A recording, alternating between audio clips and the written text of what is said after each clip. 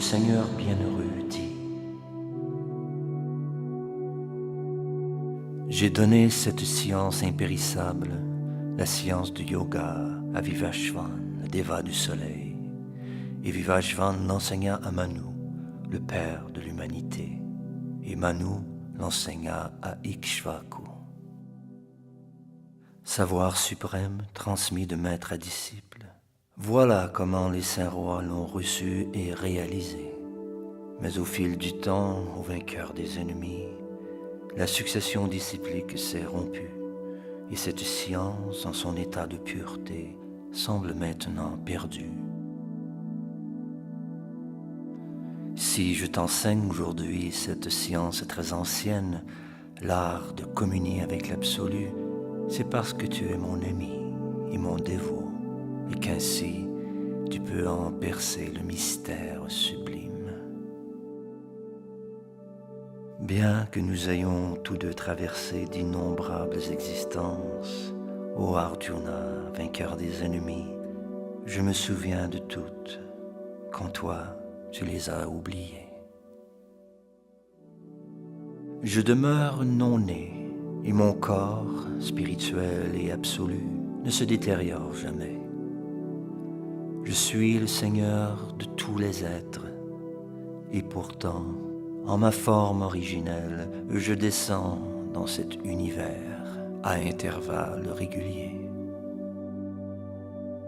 Chaque fois qu'en quelque endroit de l'univers, la spiritualité voit un déclin et que s'élève l'irréligion aux descendants de Bharata, je descends en personne. J'apparais d'âge en âge afin de délivrer mes dévots, d'anéantir les mécréants, de rétablir les principes de la spiritualité. Celui, ô Arjuna, qui connaît l'absolu de mon avènement et de mes actes, n'aura plus à renaître dans l'univers matériel. Quittant son corps, il entre dans mon royaume éternel. Libre de toute attache, affranchi de la peur et de la colère, complètement absorbé en moi, et en moi cherchant refuge, nombreux ceux qui devinrent purifiés en apprenant à me connaître, et tous développèrent ainsi un pur amour pour moi.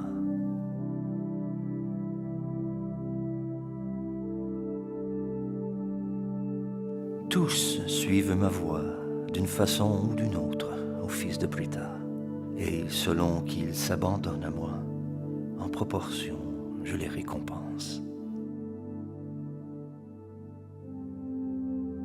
L'homme aspire en ce monde au fruit de ses actes, et c'est pourquoi il rend un culte au Deva. Certes, l'homme ici-bas recueille rapidement le fruit de son labeur.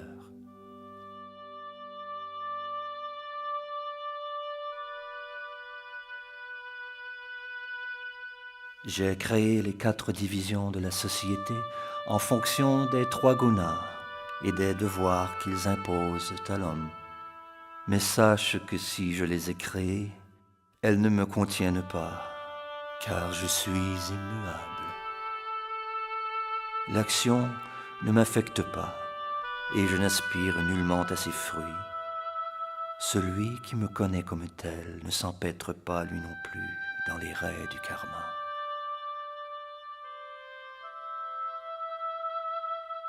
Dans la force de ce savoir, ont agi toutes les grandes âmes des temps passés, et ainsi ont-elles atteint la libération. Marche donc sur les traces des anciens, et remplis ton devoir dans cette conscience divine.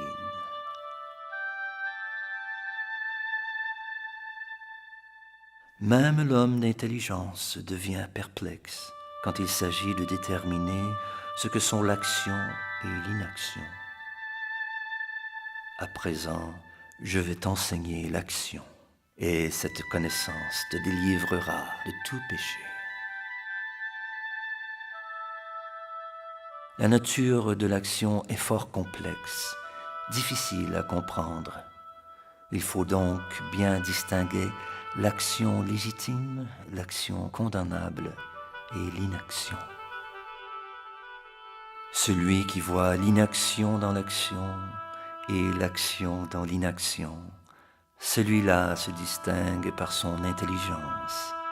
Et bien qu'engagé dans toutes sortes d'actes, il se situe à un niveau purement spirituel.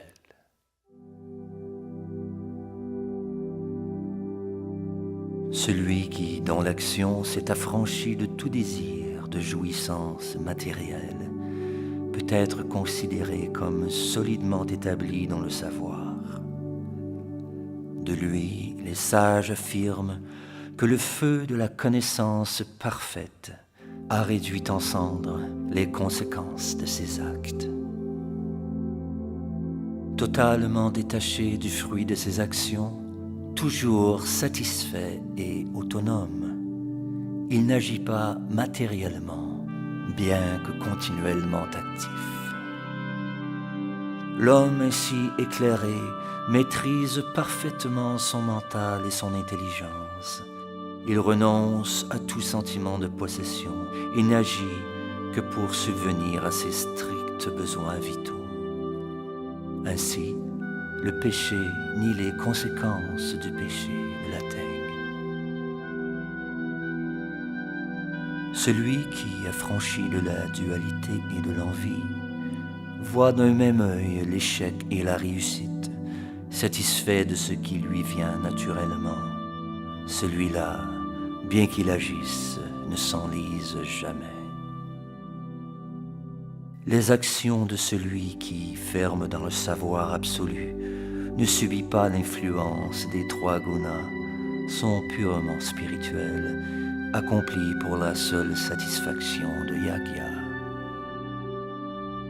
L'homme qu'absorbe pleinement cette conscience est assuré d'atteindre le royaume éternel, car ses actes sont tous purement spirituels, et par l'oblation et par l'offrande, il participe de l'absolu.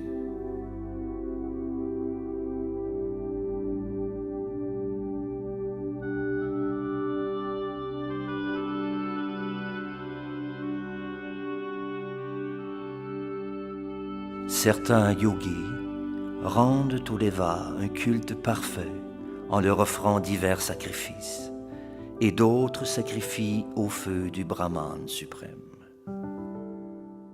Certains sacrifient l'audition et les autres sens dans le feu du mental maîtrisé, et d'autres offrent le son et les autres objets des sens au feu du sacrifice. Ceux qui désirent atteindre la réalisation spirituelle par la maîtrise des sens et du mental offrent en sacrifice dans le feu du mental maîtrisé les activités de tous leurs sens et leur souffle vital. D'autres, éclairés par le sacrifice de leurs biens matériels et par de grandes austérités, font des vœux stricts et adoptent le yoga en 8 phases. D'autres encore étudient les Védas pour acquérir le savoir absolu. Certains également recherchent l'exaltation par la maîtrise des fonctions respiratoires. Ils s'exercent à fondre le souffle expiré dans le souffle inspiré, puis l'inverse. Ils parviennent ainsi à suspendre toute respiration et à connaître l'extase. Certains encore, restreignant leur nourriture, sacrifient en lui-même le souffle expiré. D'entre eux, tous ceux qui connaissent le but du sacrifice sont libérés des chaînes du karma. Ayant goûté au nectar des fruits du sacrifice, ils atteignent les sphères suprêmes de l'éternité.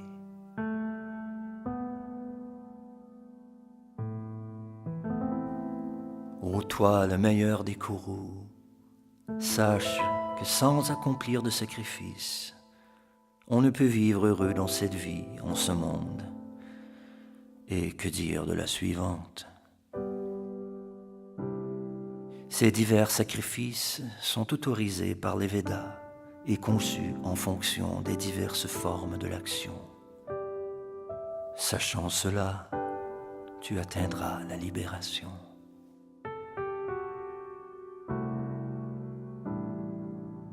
Supérieur au sacrifice des biens matériels est le sacrifice de la connaissance au vainqueur des ennemis. Car, en dernier lieu, ô fils de Ptah, le sacrifice de l'action trouve sa fin dans le savoir absolu.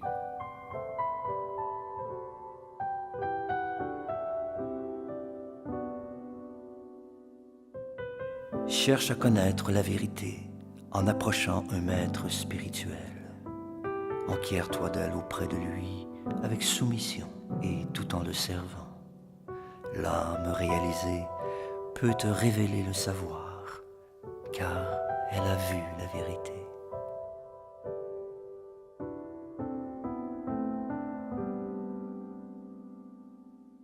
Et lorsqu'ainsi tu connaîtras la vérité, ô fils de Pandu, tu comprendras que tous les êtres font partie intégrante de moi, qu'ils vivent en moi et m'appartiennent.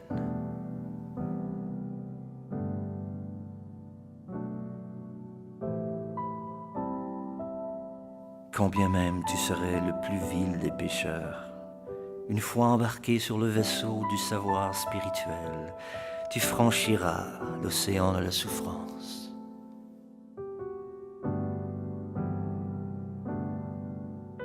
Semblable au feu ardent qui convertit le bois en cendre, ô Arjuna, le brasier du savoir réduit en cendres toutes les suites des actions matérielles.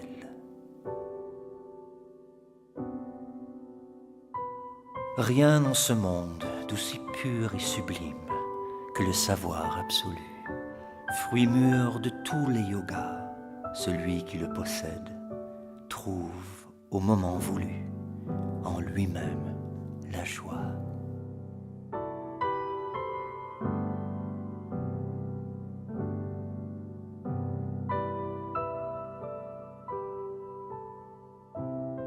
L'homme de foi, baigné dans le savoir absolu et maître de ses sens, connaît bientôt la plus haute paix spirituelle.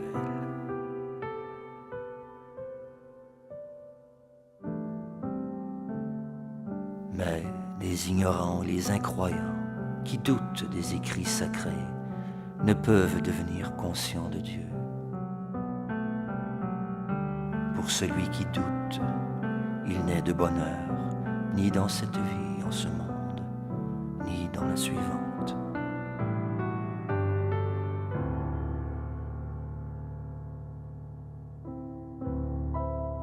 Celui dont le savoir spirituel a déraciné les doutes et qui, ayant renoncé au fruit de ses actes, s'est établi fermement dans la conscience de son moi réel, celui-là, ô conquérant des richesses, demeure libre des chaînes de l'action.